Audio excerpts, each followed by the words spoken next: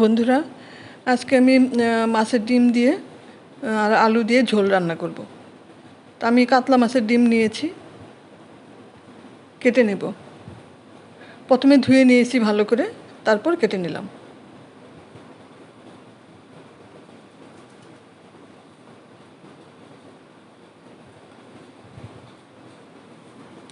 কেটে নিয়েছি পুরোটা।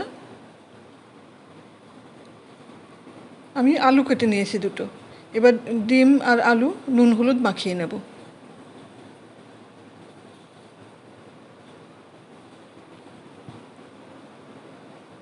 মাখিয়ে নিয়েছি।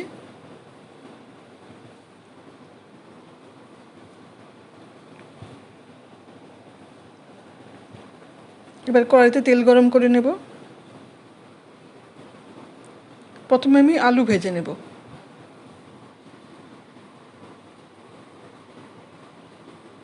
একটু হালকা ব্রাউন করে ভাজলাম।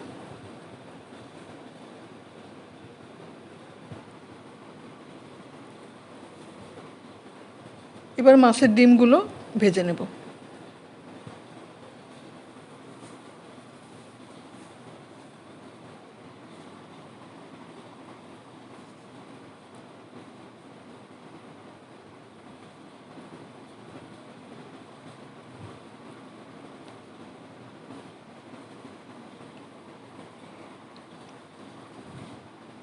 ডিমগুলো একটু হালকা ব্রাউন করেই ভাজলাম, তাহলে ভালো লাগবে। বাকি ডিমগুলোও ভেজে নিলাম।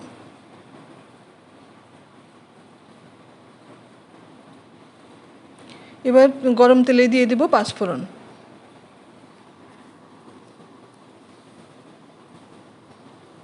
এবার দিয়ে দেব জিরে গুঁড়ো, ধনে গুঁড়ো, শুকনো লঙ্কার গুঁড়ো আর হলুদ গুঁড়ো। অল্প একটু জল দিয়ে কষিয়ে নেব।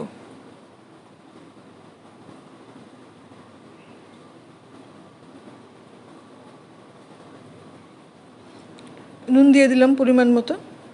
খুব ভালো করে আমি মশলাটা কষিয়ে নেব।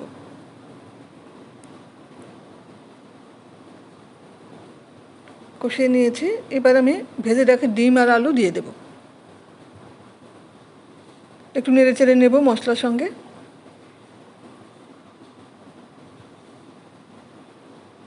এবার দিয়ে দেব জল।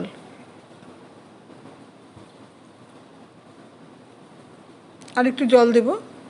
আমি আজকে হালকা পাতলা ঝোল রান্না করব। একটু ঢাকা দিয়ে রান্না করব খানিকক্ষণ, তাহলে আলুটাও সেদ্ধ হয়ে যাবে, ডিমটাও ভালো রান্না হয়ে যাবে। হয়ে গেছে, আলু সেদ্ধ হয়ে গেছে, রান্নাও হয়ে গেছে।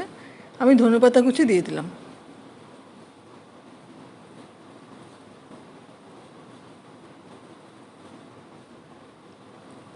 এবার গ্যাসের আঁচটা বন্ধ করে দিয়ে খানিকক্ষণ ঢাকা দিয়ে রেখে দেব।